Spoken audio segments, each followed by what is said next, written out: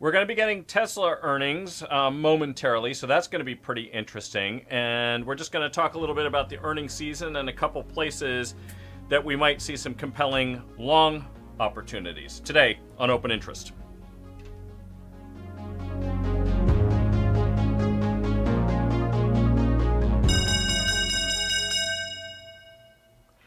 Hello, everybody, and welcome. I'm Mike Kohl. Welcome to Open Mic. I'm really pleased to be joined today by the Global Chief Strategist at OptionsPlay, my colleague from Options Action, and CNBC contributor Tony Zhang. Before we bring him into the conversation, just to give a quick summary on how the earnings season is going so far. Of the about 10% of the Russell 3000 that has reported so far, we are seeing actually performance that is better than we saw around the same time last quarter, and in both cases, that is better than what we saw at the same time a year ago. So it would seem that right about the same time that the markets were getting wiped out by Liberation Day panic on the tariff front, the actual operating results of these businesses were actually better. So we've seen about 65% of the companies that have reported so far, and admittedly it's a relatively small percentage, again about 10% of the Russell 3000. 65% of those beat on the revenue side and only 19% disappointed. 82% of them beat on the earnings side and only 15% disappointed. And what we're seeing is annual top-line growth so far on the revenue side of more than 5%, so about 5.2% year on year, and 10.4% earnings growth, which actually is above the compound annual growth rate that we've seen. So it would seem that despite a lot of panic about things like tariffs, that the actual results, that the things that are going on for companies are better than expected. Tony, it's great to have you again, my friend. What are you seeing, and what do you think of the results that we're getting, and not just in terms of earnings, but also just the economic numbers? You were commenting about that before we went live. Yeah, I definitely second kind of what you said so far with regards to earnings season so far. We've seemingly have turned a bit of a corner with earnings. You know, last quarter, as you said, was quite strong here, right? I think the S&P 500 grew earnings by about 13.3% year over year. Revenues were about closer to 5% year over year. And right now we're on track to see some similar numbers here this quarter. From my perspective, you know, what has shifted quite a bit here in the last couple of weeks have been sort of the economic numbers, specifically around kind of consumer retail spending. And consumer confidence have seemingly shifted a little bit here in the last couple of weeks. We see we've seen, the earnings this particular quarter come out with, Delta early on. Ed Bastian, the CEO, came out. He was one who's specifically said that consumers are looking a lot more confident here in the second half of 2025. And if we remember here, it was actually Delta back in this was basically beginning of January. That said that sort of started with the warning signs of consumer spending back in the first half of this year, warning that consumers were being a lot more conservative, a lot more concerned. That kind of drove some of the initial sell-off here that we saw here back in February. And it's him now again, kind of turning the tides here right now, even though the markets have rallied substantially here, going into the Delta earnings event, but also the major banks. They've continued to confirm that consumers are looking fairly resilient here.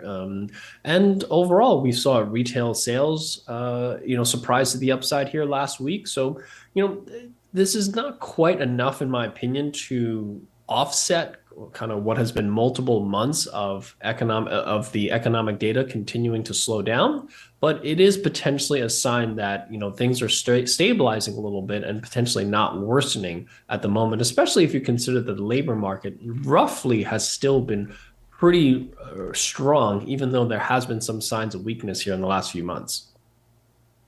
One of the things you mentioned retail, and this isn't really a retail story so much as it is a market sentiment and risk on, risk off story. Kohl stores yesterday traded about 13 times its average daily volume. The stock spiked from, I think it was sub 10 on Monday to about 14 and a half bucks yesterday. Now it's trading, today it traded off about $2. What's going on here, for those that don't know, is that the company's experiencing a bit of a short squeeze. So if you're looking at my screen right now, the S3 squeeze score basically articulates.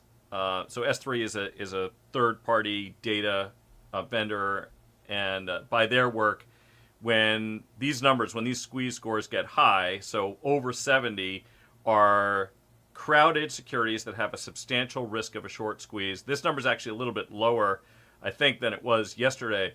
But this is a company that has about 50% of the float is short. And we've seen a couple other stocks with pretty big short interests, like Wayfair, for example. It's not as big as this one. I think it's about a 22% of the float short, so not quite the same kind of squeeze risk, but stock's up 150% from its April lows.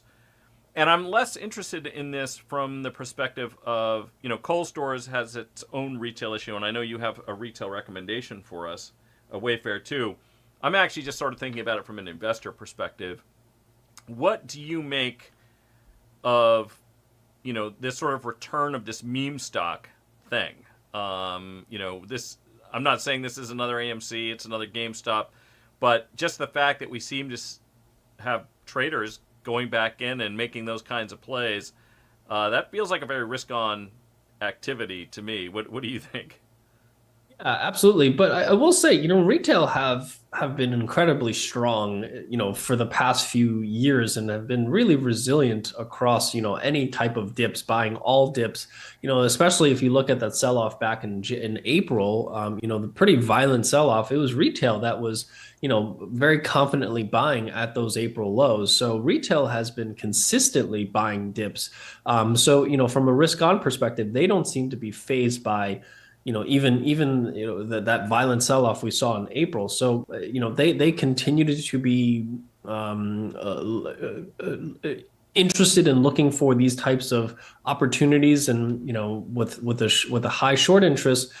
Wall Street Bets have been really aggressive with chasing some of these names, and Kohl's, that was the target here yesterday. The stock's down 15% here today as a result of that. So, a lot of time that ends up being, short dated call option buying flow that kind of drives that. And that stuff is not particularly sustainable for the stock long run.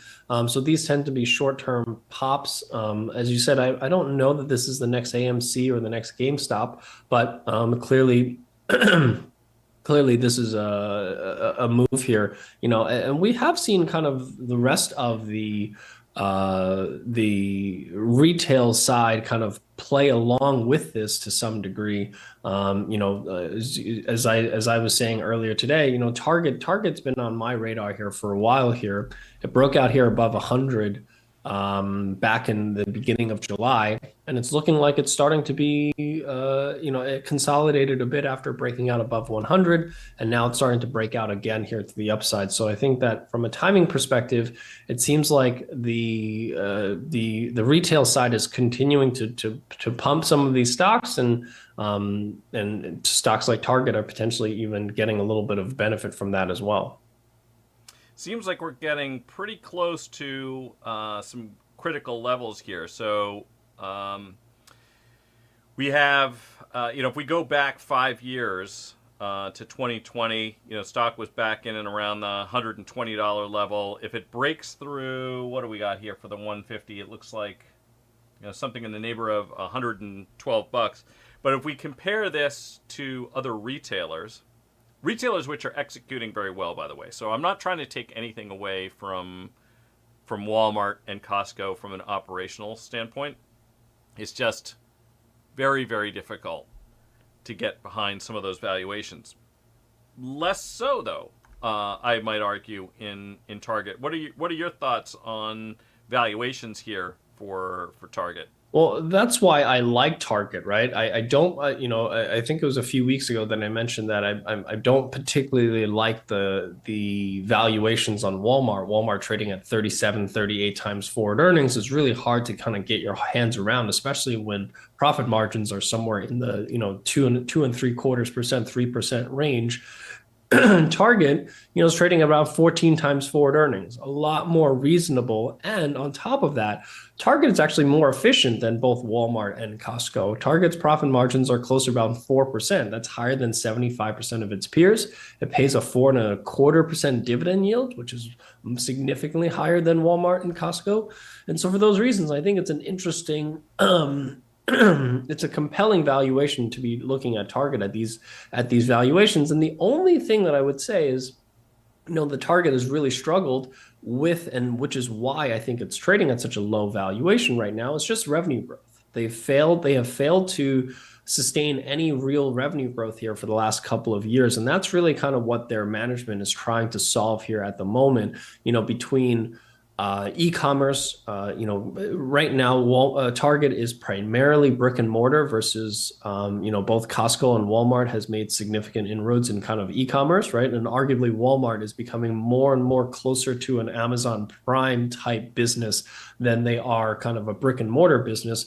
But, Walmart, in terms of growth, it's not a particularly fascinating story, right? We're talking about top line growth of somewhere in the 3-4%, EPS growth somewhere in the 8-9%. So it's nothing to really write home about, especially when profit margins are in the 2-3% range. So when it trades at 37, 38 times forward earnings, it's incredibly hard to get your arms around that. But Target, I think with the exception of revenue growth, which I'd like to see some progress on that front, I think looks like a far more interesting business to be investing in, especially at 14 times forward earnings. Yeah, I mean, so just to delve into that a little bit more deeply, in Walmart's case, it's interesting because we've seen some material growth in their e-commerce business. Yep. One of the things we have also observed is that Amazon's growth rates don't seem to be very much affected by Walmart's digital growth. And what that tells me is that Walmart is, it's gaining some new customers on the digital side. It's also migrating some of its brick and mortar sales to digital. So existing Walmart customers that might have gone in are increasingly buying things online. I think another company that's done this pretty well is Home Depot, for example. So their progress on the digital front.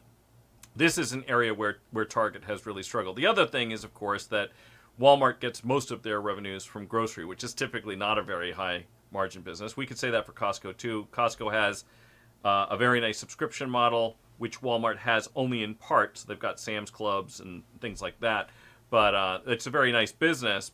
It also trades at a discount to Costco. I mean, you keep mentioning that, Walmart's trading in the mid-high 30s. Costco's trading in the mid-high 50s, which is really, really something.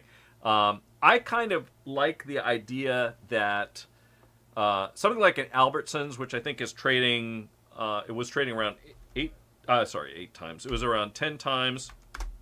When I was looking at this recently, it's probably caught a little bit of a bid.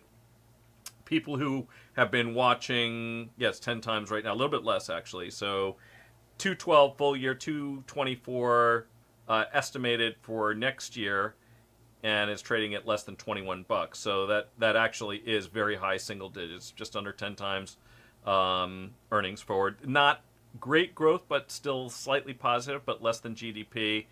So what that tells us is that in real terms, they're not really growing. But, folks who are watching will probably remember that I talked a bit about Kroger's. And the interesting thing here is that when we started talking about Kroger's, it was also around 10 times, similar rates of growth. And look where we are now. Now it's trading almost 15 times. So, these aren't super sexy numbers, but they are sexy when you can get these things that call it 9.5, 10 times earnings. So I think Albertsons, and I like your idea on Target. I really do think that if they want to stabilize the revenue side, they're going to have to start migrating their existing customer base to digital. The way that's what I believe Walmart is doing, and I think what they're going to have to do, Costco and Home Depot are doing this effectively. But to your point, it does seem like also the downside risk is a little bit more muted. The momentum seems to have shifted, as we can see here. Just, we hit that bottom in April, and it hasn't really tested that since. So I think that people might be able to trade against that low, and maybe you might use something like that as a stop. But we're getting very close. This is a 5-year chart here. You can see, maybe you can go out even a little bit further, because that's going to capture even the pandemic lows. That's actually what we tested right here. See, this was the pandemic low that we basically just bounced off of right there. See? Yep. So I think, this is kind of maybe as bad as it gets. You had some other names for us, more modern companies that actually have been seeing some growth. So one of them you were looking at was Block. What are your thoughts there? Yeah, so Block, formerly Square, formerly symbol was SQ. That's now been rebranded as XYZ. So if you're not familiar with that symbol, it's the former Square. You're probably most familiar with this if you go to your local coffee shop and you pay with your Apple Pay. It's the little terminals that kind of are scattered around a lot of independent small businesses. But they've really kind of retooled their business in the last couple of years. With Cash App was kind of the primary driver of growth here with the terminals, but they recently made some interesting acquisitions in both the cryptocurrency space as well as Afterpay and the buy now pay later space. And this is a stock that I loved last year, and this is a stock that ran all the way up to $100, sort of at the end of last year, and really fell apart here.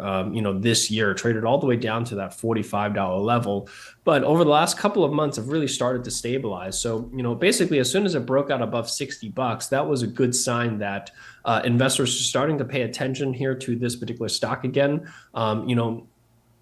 Block currently trades at around 16 times forward earnings. I was actually probably, now that it's rallied quite a bit here in the last week, probably close to around 17 times forward earnings.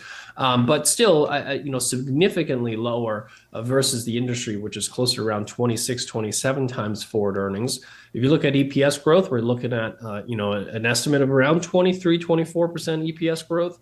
Revenue growth outpaces the industry as well, around 11%, and net, profit margins around 11% as well. So basically, all around in terms of growth, in terms of profitability, it outpaces the industry. Yet it trades at a valuation that's almost 40% lower than the industry average.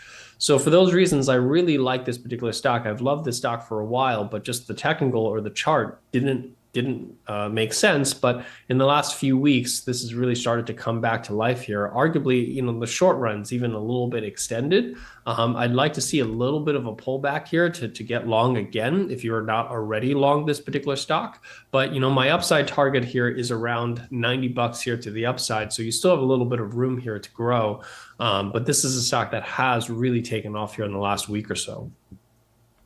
What do you think would be a decent strategy for those who are looking to get long at current levels? Now, I'll look. It's funny because we look at stocks and you say, oh, they've had a good move off the bottom, as this one has.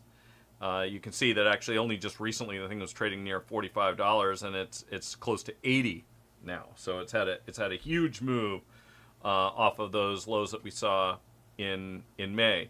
But to your point, it's not particularly expensive. I think I was just looking at this, and I think the Street's estimates, so about $3.70 a share are the adjusted EPS estimates for the Street. That's the consensus number for full year 2026. That gets us at about 22 times that number right now, with a assuming they hit it, that's a 33% year-on-year growth rate. You don't get to see PEG ratios of 0.6, 0.7 too often. So that definitely seems positive. What do you think would be a good way to try to capture some additional upside here without taking a whole lot of downside risk? What do you favor? Yeah, I think in this, I think, I'd have to stick with something like a call debit spread in this particular example, to try to reduce the downside risk here on something like this, just because, the stock has run quite a bit here in the last, even just a week or so. This was a $66 Hmm. stock last week. Like I said, it's a little overextended. My preference, there's really two ways that I can play this. It's clearly there's a lot of momentum behind it. So if you want to chase that momentum, I think using a debit spread, potentially even a slightly out of the money debit spread, like buying the $80, selling the $90 call spread against it, expiring in August, is probably how I would potentially play this. The other way that I think I might want to look at this is also selling a put spread near the gap higher, right? So this stock gap from 74 to 78, at the end of last week. Maybe looking at selling a $74 put option expiring in August is another way you can think about this. You can collect a little bit of premium, and if you get a pullback here, potentially acquire the stock at a discount to, what it's trading at right now. Like I said, this was a stock that was trading at 16 to 17 times forward earnings just a week ago. So, now it's trading at, as you said, 21 times forward earnings. I would like to see a little bit of a pullback here if you are not already long this particular stock. Like I said, we started getting long this stock here in the 60s. So it's a different story, but if you're not long the stock right now, I'd be looking at either buying a call spread or potentially selling a downside put. What do you think about? I mean, right now, I mean, the VIX came in about Yeah. 1.1 points today, down to about it's just over 15. So we're not really in a very high vol environment. I kind of like your initial thoughts here of using things like upside debit spreads if you're trying to get some participation in things where you haven't been exposed, because we have had quite a rally, and valuations, which we touched on this live stream on Monday, are getting a little bit testy. And here's the thing: let's just say that you are going to allocate, 2.5%, 5% of your portfolio to a name like this. You can buy some upside debit call spreads if the stock rallies. Brilliant. That's a win for a representative portion of the stock. So, whether that's 100 shares for you or 1,000 shares or 10,000, you could buy call spreads on a commensurate amount. And in the event that we get some kind of a meaningful pullback, you can then look potentially to offset some of the premium that you've spent by selling some downside puts, because we probably would see vol pop, and you'd have a more attractive entry price. So if that sounds like kind of splitting the baby, it is, right? So this is an environment where we've had a big rally. We have some fairly testy valuations. The economic data looks good. Earnings so far have looked good, but it can be difficult to chase. So what do you think of that idea? Just sort of thinking about it in stages. Buy call spreads. If it works out, great, roll. If it doesn't work out and we get some kind of a meaningful pullback and a vol spike, that would probably be the opportunity to sell some downside puts or put spreads at that point. I feel like it's a little premature given where the VIX is. What do you think about that? Yeah, I tend to agree. Especially with where the VIX is, the VIX is now below 16, if I believe we closed today, right? 15.3 at the 15 moment. spot 37. Right. So, Yep. yeah, I mean, the market definitely seems at the moment a little bit complacent, given the fact that, we have one kind of trade deal with the EU that seems still fairly precarious at the moment. There's talks of potentially retaliatory tariffs if that doesn't, get done by August 1st. And the market seems to be shrugging that risk off largely with kind of where the VIX is trading. If you look at the VIX term structure, it looks quite complacent here. So for my perspective, I'm in agreement with you in terms of perhaps it's a little premature to be selling puts. But I will say on block, if you do sell that August $74 put, you're looking at about 3.25% of the stock's value that you're collecting in premium alone on that stock, which is not bad in this type of market environment, especially if you can, own this stock effectively at around $71, which would be your break-even price if it does pull back. I'd be pretty comfortable being a buyer of this stock at $71. So sometimes, I agree with you that, maybe the conditions are not the best conditions to be selling puts. But sometimes you also have to just look at, the levels and say, am I comfortable buying the stock? Because ultimately, when you're selling a put option, that's what you're doing. And, from a valuation perspective, I feel very comfortable buying the stock at those levels and those valuations. And just, and I'm okay with a bit of a pullback here being that, being the catalyst that ends up being, that gives me the opportunity to buy that stock. Actually, it is a very good point you were just making there, which is that, the prevailing level of options premia might not be all that high, but on a single stock basis, it might be all right. So right here, I'm actually showing the 1 month implied volatility for block relative to the VIX.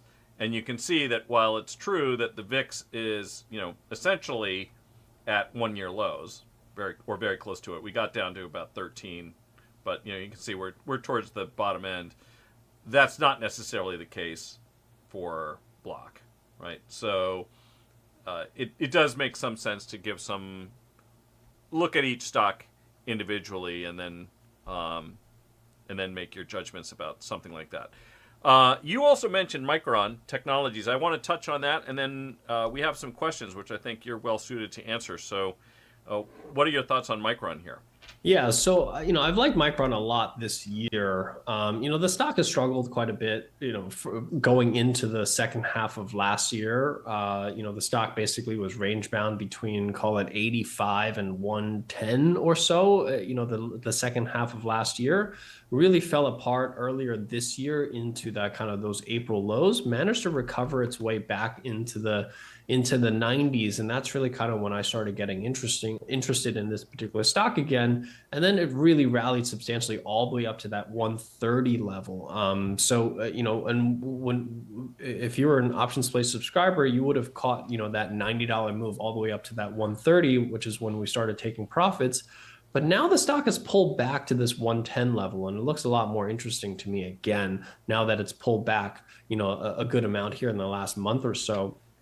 Micron, as if some of you are not familiar with it, they are a producer. They're in the semiconductor industry, but they're specifically in the memory space with regards to semis, which is not a particularly sexy kind of industry to be in. It's a very commoditized business in terms of memory, but Micron has kind of shifted their business a little bit in the last couple of years to focus on, instead of producing memory chips for kind of retail consumer computing, computers, they've really started to focusing on enterprise and a lot of car manufacturer, type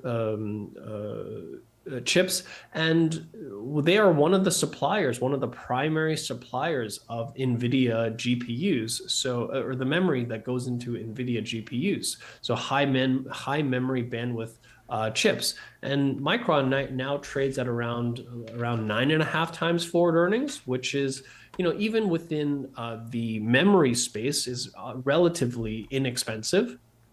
It's expected to grow EPS by a pretty substantial margin here. Let's just take a look at kind of what's the latest estimates here.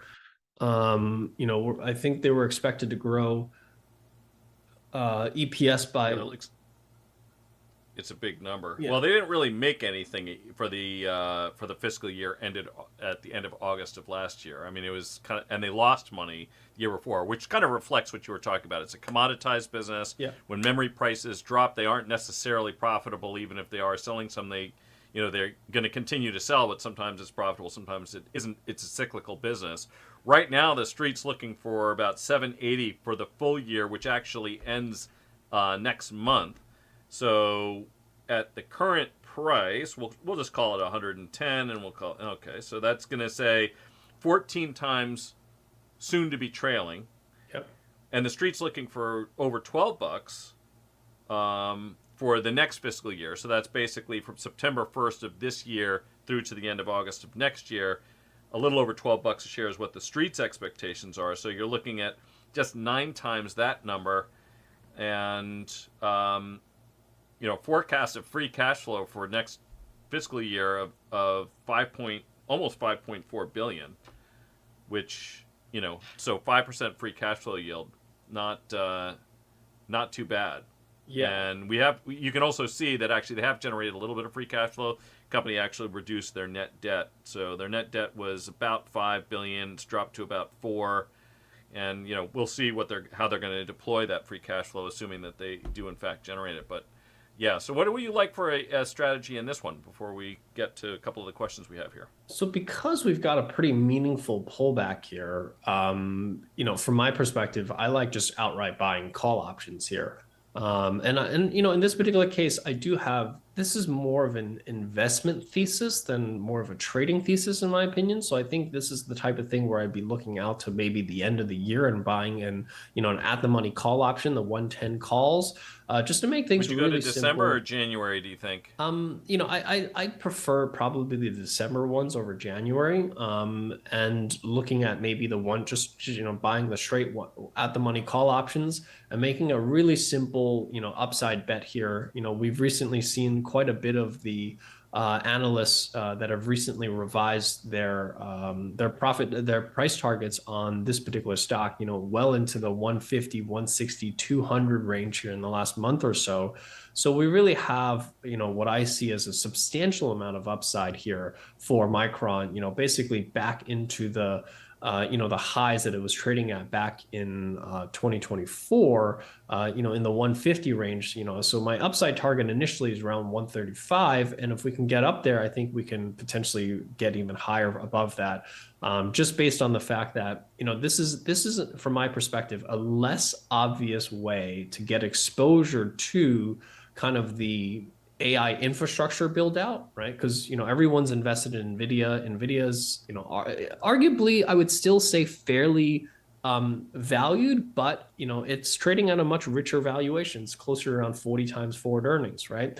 So when you think about how else can you invest in the kind of the upside potential of the build out that's required to to power the next generation of AI compute, I think Micron is an interesting kind of alternative to investing in Oracle or Nvidia, where you're still investing in the hardware side of things, but you're doing so in a company that's trading at a much more reasonable valuation given the growth expectations for this company. We actually had somebody who's sort of responding to this whole thing on the chips here, and Rock and Roll Football is asking, while you're just talking about semis, what are your thoughts on MRVL? MRVL it's getting there, right? If you look at the chart here, it kind of looks like Target from a couple of weeks ago, right? It's formed that base above that $68 level, so it's been on my radar in the last couple of weeks. Let's take a look at the fundamentals here of MRVL. I'll bring this up so we can just take a look at. Oops, there we are. I'll just recite some numbers for those who might be having a hard time just sort of taking a look at what's going on here. Trailing 12 months, just shy of 22% year-on-year revenue growth over the last 12 months. The expectations for the full year, just shy of $8.3 billion in revenues, which actually would represent about 43% year-on-year revenue growth, $2.80 a share, which, since this is another cyclical one, so they didn't actually make any money for the same period last year, but that's 26 times full year numbers, and we're looking at, I'm just going to call this 3.6, about 20 times full year 2026 numbers. So again, people who watch a lot will know that, I kind of like to, so that we can think about things in a common way. Their fiscal year actually ends at the end of January, but I'm just going to call it calendar year 2026. So 20 times forward, and a better than 20% year-on-year adjusted EPS growth rate is expected, and $2.8 billion in free cash flow. So pretty good numbers. I mean, it's kind of to your point. It's interesting. We've seen so many things rally, and I do complain a little bit about technology valuations, but not everything is ludicrously priced. Yeah. So. I think this is, more fairly valued in my opinion, right? Given the fact that they haven't really turned a profit in the last few years. Analyst expectations in terms of EPS growth over the next few years is somewhat, it's the Right here. if you look at kind of the 2027 estimates, they look strong. 2028 estimates are negative. Same thing for revenue growth. So I don't know that much about this particular company and why analysts are so bearish on 2028 for them. So I'd have to dig a little deeper in that. But from my perspective, trading at 20 times forward earnings, given kind of what growth expectations look like, what profit margins look like, I think this is a company that's more fairly valued than it is, what I would say compelling, even though the chart looks like there's maybe, starting to be an interest in this particular stock. I'd like to see maybe a breakout here above 76, $80 to the upside. You have this big gap here around 84 that the stock got rejected at just about a month prior. I really like to see this get back above 84 to be interesting for me. Yeah, I mean, one of the things I would just point out is that off of the mid-April lows, it did recover at first through late June, but it has grossly underperformed the market since that time. It's underperformed the market. It's underperformed the semiconductor index. Showing. Yeah, it's got some significant. I'm using the Qs here as a proxy rather than the S&P because it has more of a tech weighting. But there is some relative underperformance. So it does seem like you probably want to see that begin to level off. This is one of those things where it can get a little bit more nuanced. But I don't know how much often you look at that. But one of the things I definitely look for is if I see significant underperformance either relative to the sector or relative to the S&P, that can spell an opportunity from a valuation perspective, but you want to look for some stabilization in that pattern, right? So if you are seeing something just continue to weaken relative, we don't know exactly what it is. It could just be an institutional seller has a lot of inventory that they're trying to offload. That could be what's going on, or it could be that there are market participants who know something that we don't. And, that's what the money flow is. So I would like to see it at least begin to sort of track the market a little bit rather than continue to underperform it before I would really plow into it. And again, one other thing I would add is that with cyclical stocks, which this one is, and Micron is too, they are going to typically trade at a discount to the broad market, because the S&P, even during the GFC, didn't actually see negative earnings. Okay, so let's get to some other questions that we have here for you. Kirk Maisie asks, when to roll a bull call spread with an offsetting put? For example, the Interactive Brokers 60-70 call spread expiring September, and the 55 put expiring in mid-August. So basically what you have here is a call spread risk reversal. I'm assuming Kirk, you can just elaborate if you don't mind. I'm assuming you mean that you are short that put. So you're actually in a calendar call spread risk reversal. Not a bad trade, because that's a structure that should have actually positive theta. So time in theory is on your side. The August options, I'm going to just build this out real quick. The August options are kind of in that sweet spot of the decay curve. Again, I'm assuming you're short those, so please correct me if I'm not right about that. So I'm going to say you are short the August 55 puts. Ooh, not a lot of premium left in those things, just 20 cents.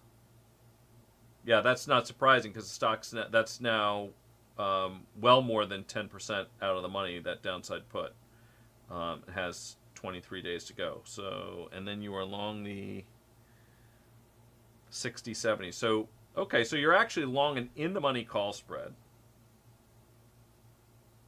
So that's interesting. Yeah, this is a structure where, as that call spread, depending on where you are, you could be seeing some of that decay come off. So, Tony, what are your thoughts on when and how to adjust a structure like this? So it's, again, the August 55 puts short Interactive Brokers with the stock trading 63.30 and long the 60.70 call spread.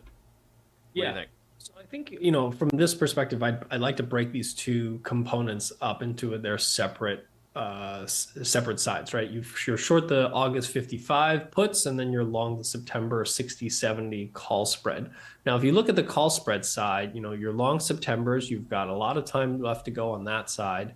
It's trading at $63, which is on the lower end of that debit spread. So I'm presuming that you're expecting it to rise over the next couple of months. I think you leave that position alone as is. And I like the fact that you're selling puts against this long call spread to kind of offset the time decay on the call spread. So, and as Mike said, the August 55 puts, now the stock's trading at 63. It's only trading at 20 cents. You've got 3 weeks left. It's not worth holding on to this short put for another 3 more weeks for 20 cents. I think it's now time to roll those short 55 puts. I would look at resetting that, maybe looking out to the September expiration. You're long the August 55s, right? So no, he's short the August 55 put. I'm sorry, short the August 55 put. So you can either roll it to roll it just simply up, basically keep it at the August expiration. Or I think maybe, because Interactive Brokers only list monthly options, you'd have to go all the way out to September, which is a little long dated, for selling a put. I usually like to sell puts at around 30 to 45 days out. So 60 days out is a little bit longer than I like to do. So you kind of have to choose between those two, but I quite like selling maybe a September 60 put for $2. But you can also sell an August 60 put for 93 cents roughly. Which is probably a better way to go in the short run. Basically just roll up the short put. That'll collect, so the net credit on that will be around 73 cents if you roll that up.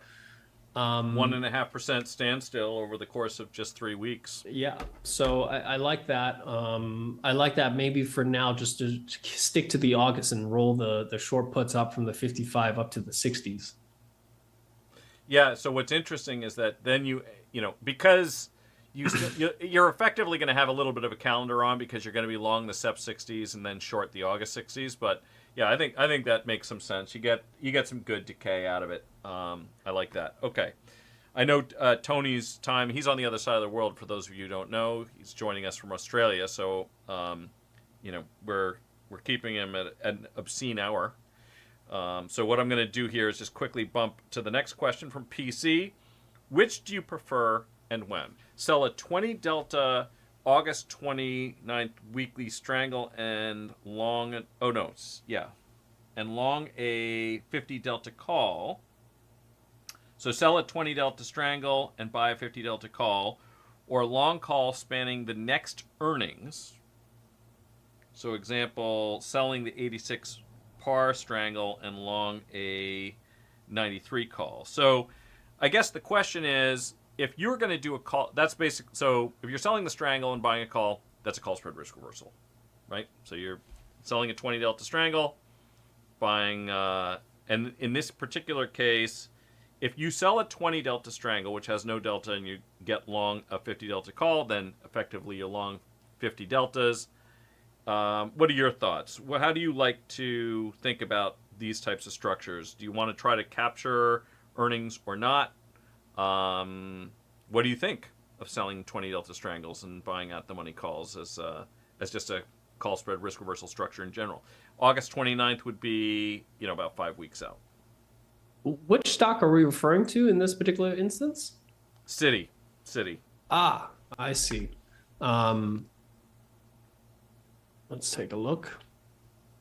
I'll build this out over here. So I'll actually put these two things side by side so we can kind of think about this. So first, we're going to go to the August 29s.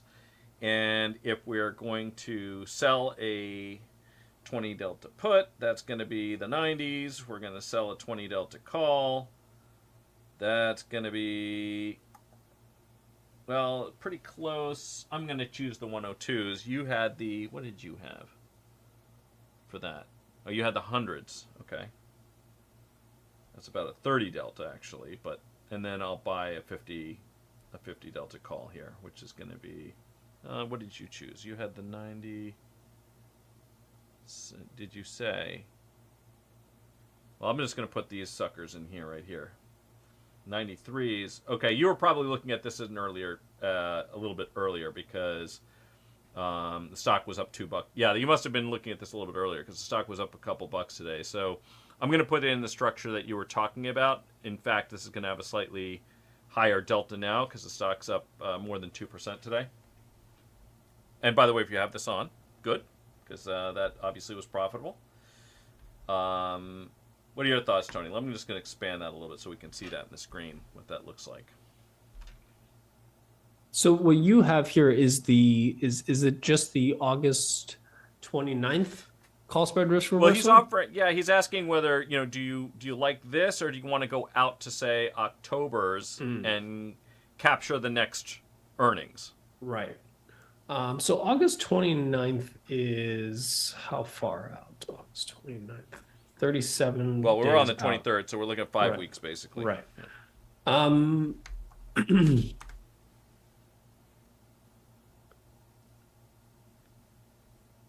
So I would, let me just offer the following, which is that, and I think what might be prompting this question is that when I do calendar spreads with a directional bias, one of the things that I often am trying to consider is the vol crush that might be associated with an upcoming earnings. In the case of any of the big financials right now, the money center banks, they've reported already, right? So oftentimes when I talk about these calendars, I'm usually looking to capture a couple of events with the long-dated calls.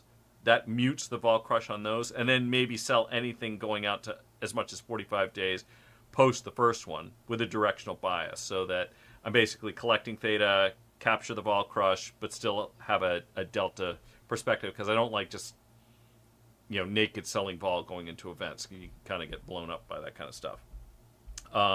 So in this particular case, it is true that by capturing the October earnings, which are estimated to be the 14th, which happens to be my dad's birthday as it happens, so October will most likely capture that. Vol is not likely to fall. So you're not going to start sliding down the vol curve. So if you think of it, normally the vol curve is upward sloping in most circumstances. But you're not going to see a big decline in implied volatility for as long as it captures an event in most stocks. But I will say this, financials don't usually have a lot of event variance baked in the cake. Take a look at a name like JP Morgan. I think JP Morgan was implying a move of about 3%. And they average a move of about 2.5%. So it's funny, names that have bigger earnings related moves, I feel like that's a bigger issue than it is in the money centers, which don't typically bake in a huge amount of event variance. What are your thoughts, Tony? Yeah, I agree. I mean, if you look at kind of the, if you look at kind of the expected move on Citigroup this past earnings, I think it was 1.15%. What was it?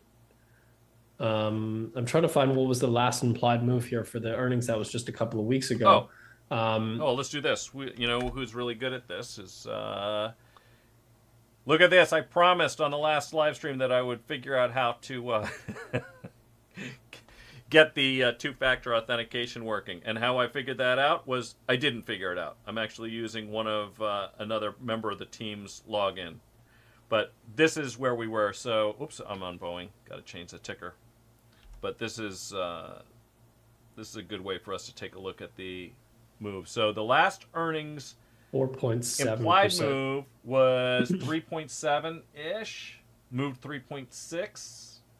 Expected 3.6. Moved 3.7. Right. And that was a bigger actually than some of the other implied moves. But Yeah. But to go back to your point, right? I think that trying to capture the October earnings with a call spread risk reversal at this stage is a little premature, right? So I think between those two strategies, my preference would be to use the August 29th expiration, and then as you get closer to expiration, then put on one for earnings, which is what I think you were trying to say earlier. I think that trying to put on a calendar spread for what is effectively a calendar spread for October right now is not particularly optimal. Yeah, I mean, I will say this. I think that October vols are likely to hold up. I think they're going to hold up for a couple of reasons. You have, another earnings season baked in that cake. We have the post Labor Day. September typically does see a bump up in volatility. So does October. Captures both. So I don't mind that. I think, though, that there are times when we're trying to play for a specific catalyst, and the nuance of incorporating calendar spreads, specific levels, and things like that makes a lot of sense. Identifying those critical levels out to October and figuring out how you're going to play the event variance in October, it's probably a little bit premature at this point, because there's a lot that's going to be impacting stock prices probably between now and then that are not related to those two factors. And so I'm with Tony on that one. Let's see here. We talked about MRVL. Okay, so somebody else is mentioning Costco. Says seems below the 200s. Did I throw something up? Oh, where is that? Where? Oh, yeah, this is an interesting question. Yeah. What is your view on the platforms away from the big box retailers like Merrill, UBS, and Morgan Stanley? So that's interesting, calling them big box retailers. We in the industry tend to call those firms the wirehouses. So for those of you who don't know, where does that come from? Those were the firms that maintained their own floor brokerage presence back in the days when everything was open outcry, and they had wires to the floor. And I actually used those in the early days. We would have a wire to a pit, a specific pit in the New York Stock Exchange with a designated broker whose only job was basically to trade the names in that pit. So we would have a wire. I'd pick up my phone, and his would, as soon as I picked it up, his would light up. And so we think of the big box retailers in the financial services space as the wirehouses, but good enough. We know what you mean. Merrill, UBS, Morgan Stanley. I have not used any of their platforms personally. I have no idea what they look like. OptionsPlay does sell services into Merrill's platform, though, right, Tony? What is it, Direct Edge, or what service is that? Yeah, they have a platform called MarketQ, which is their active trader platform, which you can access OptionsPlay through that platform. But to answer the question is, I think it's an interesting question, right? With regards to the shift towards, I think the question is, catering to a younger investor that has an interest in crypto. From my perspective, I think this is where I think diversification is where you want to be, right? Meaning you want to have a little bit of both. I particularly really like Schwab at the moment from an investment perspective. If you look at Schwab, the stock performance recently has been quite strong here. It recently broke out here above this call it $90 level, and has continued to move higher. It just popped higher on earnings. It still trades, in my opinion, at a very reasonable valuation, especially if you look at profit margins of north of 31%. Schwab looks quite attractive from that perspective. You also have, at the same time, you look at Robinhood. What's interesting is their recent announcement of securitization of securities using kind of the blockchain to do so, and potentially circumventing kind of the clearing of securities at the moment, which is something that we've been talking about since day one of Bitcoin, right? Is that Bitcoin, not quite sure if Bitcoin will stick in the long run, but the underlying technology that the blockchain that is built on clearly has value to things like securitization and clearing. So Robinhood seems to be taking meaningful steps towards that, and that's why the stock has really rallied here in the last couple of weeks, the last couple of months. From my perspective, I think that it's worth taking a look at both types of opportunities, right? I think looking at the wirehouses with Schwab, with Interactive Brokers, all seem interesting, investment opportunities. Robinhood, trades at what, 70 times forward earnings, the last time I checked. So it's hard to kind of wrap your head around those types of valuations, even if you believe in kind of the crypto. Buck 66, I think, is what they're expected to make last year. We'll call it $102 a share, so 61 times forward on a 24% year-on-year estimated growth rate.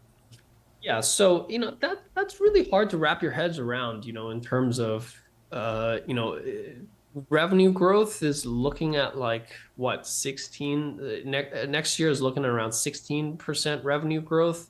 EPS growth somewhere around 23%. Those are good numbers, but are those numbers enough to justify 60 times forward earnings?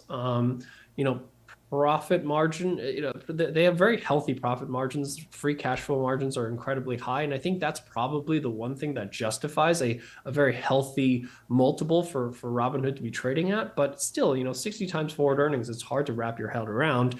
The other one. SoFi got to mention, SoFi, we're looking at probably maybe 50 cents a share, full year adjusted EPS for 2026, which is a big year-on-year growth rate, and that's it's trading around 40 times that number, 42 times that number. Yeah, I'm not actually 100% sure whether Michael Kane was actually asking us about the stocks or the trading platforms themselves.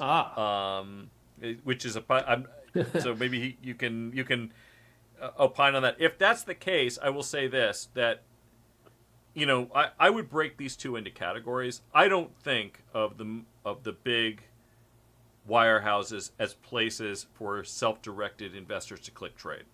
If you are a self-directed trader, that's not usually the place that most self-directed traders migrate for the latest and greatest trading tools and things like that. I don't know if that's what you meant, but if it is, I would imagine that, look, the newer companies are just going to innovate more quickly. They're going to give you access to newer financial products more quickly. They're less conservative, right? That's the good news. The bad news is that there is associated risk with that. So we'll remember that when we had a lot of financial disruption, when we had the meme stocks going on, people who traded using Robinhood and some of those other platforms, they found themselves in a situation where they were allowed to trade these things at one moment and then were not allowed to trade them the next. So, I think that there is both a benefit and a risk to using newer platforms, where whether it's because of the risk that they assess for you, the customer, and then they make a unilateral decision and say, you know what, these things are too risky, so we're not going to allow them to trade anymore, or circumstances where the firms themselves may have greater risk. JP Morgan is a money center bank, too big to fail. They don't have excess capital, is not an issue at JP Morgan. Full stop. But at Robinhood, there were some suggestions at the time that they needed to raise capital to support the trading activities of the people who are on their platform.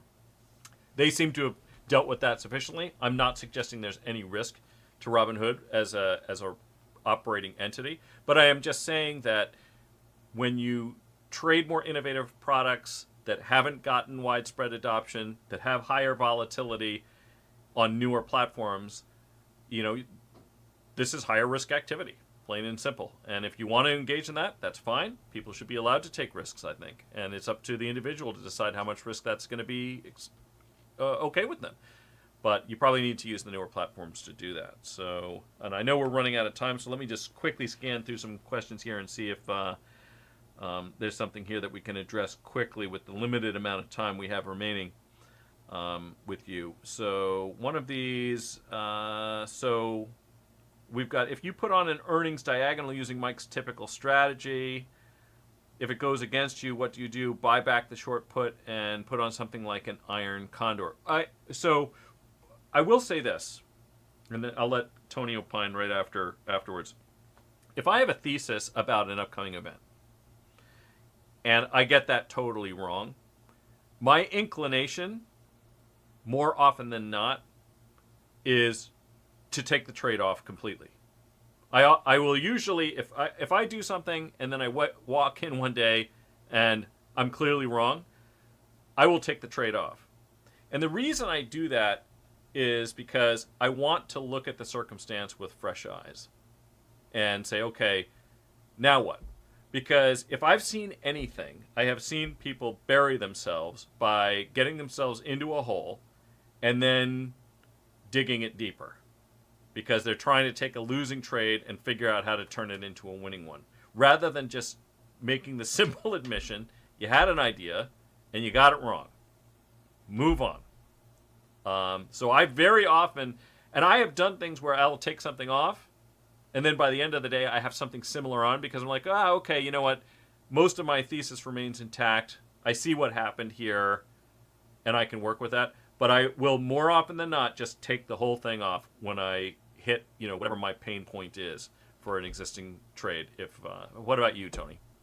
Yeah, I couldn't agree more. I think this is a fantastic question to end on because, Mike, you've been around trading desks and professional traders a lot longer than I have. But the one thing that differentiates professional traders from everyone else is how much time they spend on their losing trades. Professional traders and successful traders, I tend to find that they spend very little time thinking about what to do with their losing trades. They realize that they were wrong on an idea and they cut those losers and they move on. Where traders spend, where successful traders spend most of their time on is not what to do with their losing trades, but what to do with their winning trades, right? Because that's where the market has proven your thesis to be correct. And that's where you have an opportunity to turn what is likely a small win into potentially a much bigger win, right? And that's really where most of the time, successful traders spend their mental energy and time focusing on, versus where I see a lot of retail traders, a lot of traders that are still struggling to find that success in trading. They keep asking, I have a losing trade. What can I do to turn this losing trade back into a winning trade? And I can tell you, even if you figure out ways to successfully turn a losing trade back into a break-even trade, that largely is not going to be the difference between a successful trader and everyone else. So that's really up capital. Why do you want to tie up capital trying to bail out a loser instead of deploying it towards something that's a better idea? Exactly. I always give the analogy, like if you're at Thanksgiving dinner and you get pitched by two family members, on their businesses, and you decide to invest $10,000 in both businesses one year, and you come back the next Thanksgiving and one business is thriving and the other business is not doing very well, and they're asking you again for another $10,000, which one are you going to put your money into, right? You're going to put your money into the one with a family member that's doing really well, and not continue to sink your money into the business that's not doing so well. So when you think of it from that perspective, the decision seems a lot easier to think about. But when you're trading, a lot of times I tend to find that people do the counterintuitive thing here, where they kind of focus on their losing trades and not look at their winning trades enough. So I couldn't agree more. When you have I've a not losing heard trade, that analogy before. I like it. But sometimes you just have to think about these analogies to make the idea stick. But it's really kind of, I couldn't agree with you more. It's like when you have a trade, especially an earnings play, right? If an earnings play doesn't work out, move on, right? Because it was a binary event to begin with. The binary event did not go in the direction you expected to. Let it go. Focus on the ones that where the market has proven you to be correct. I think that's a great place to end. I want to thank you again, because I know it's kind of a weird hour for you to participate on all of this.